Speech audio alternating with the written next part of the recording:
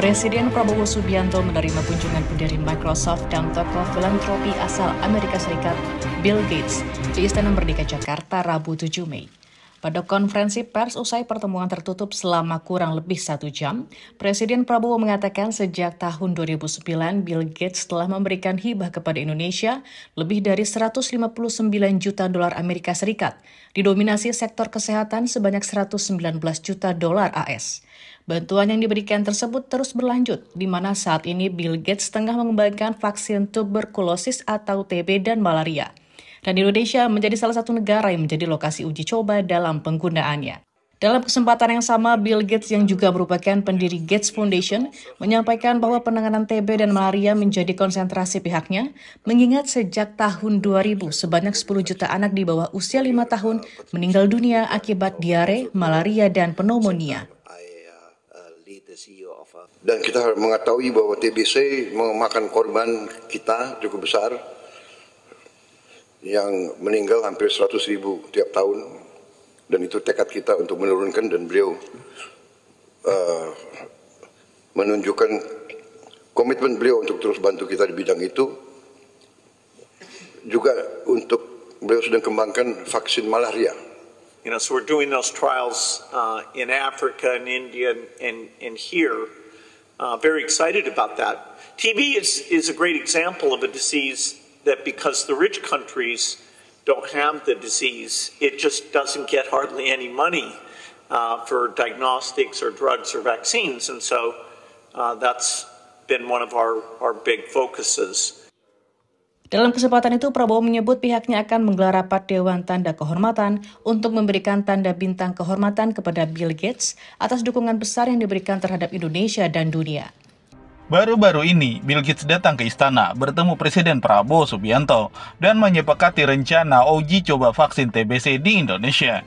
Dia bilang Indonesia cocok karena beban penyakit TBC di sini sangatlah tinggi. Oke, itu logis. Tapi tunggu dulu, sebelum dia memberikan akses uji coba vaksin, Bill Gates sudah lebih dulu memberikan hibah senilai 159 juta US dollar atau sekitar 2,6 triliun rupiah kepada Indonesia sejak tahun 2009. Jadi, apakah izin uji coba vaksin itu murni demi kesehatan rakyat? Atau ini semacam politik balas budi dari pemerintah atas bantuan finansial dari yayasan asing? Bill dan Melinda Gates Foundation memang punya andil besar dalam pengembangan vaksin global. Bahkan untuk vaksin TBC, mereka sudah berikan hibah sebesar 1,6 triliun ke Indonesia sebagai bagian dari kerjasama riset dan pengembangan vaksin. Tapi timbal baliknya apa ke kita? Kita diminta menjadi subjek uji klinis tanpa ada kepastian bahwa 1. Vaksin nanti akan tersedia secara gratis, 2. Teknologi bisa dialihkan nggak ke Bio Farma, dan yang ketiga, peserta uji cobanya nanti benar-benar memahami nggak resiko yang mereka ambil.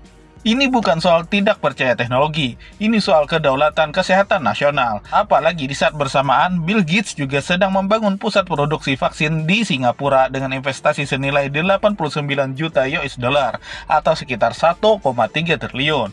Pertanyaannya, kalau Indonesia begitu ideal untuk pengembangan vaksin TBC, kenapa pabriknya malah dibangun di negara tetangga? Apa kita cuma dianggap sebagai kelinci percobaan dan sebagai laboratorium yang murah? Uji klinis bukan main-main, ini bukan tes darah biasa, ini eksperimen ilmiah di atas tubuh manusia hidup. Jadi kalau ada vaksin baru yang ingin diuji cobakan di desa-desa di Indonesia misalnya, siapa yang benar-benar memeriksa nantinya? Apakah pesertanya nanti paham risikonya? Apakah mereka setuju karena paksaan ekonomi? Atau karena memang mungkin nantinya dijanjikan sembako? Kalau memang itu benar terjadi, itu bukan persetujuan bebas, melainkan manipulasi. Bayangkan saja jika peserta uji klinis hanya dijanjikan obat gratis atau sembako. Itu bukan persetujuan bebas, sekali lagi, itu persetujuan karena keterpaksaan ekonomi. Dan ini bukan pertama kalinya terjadi.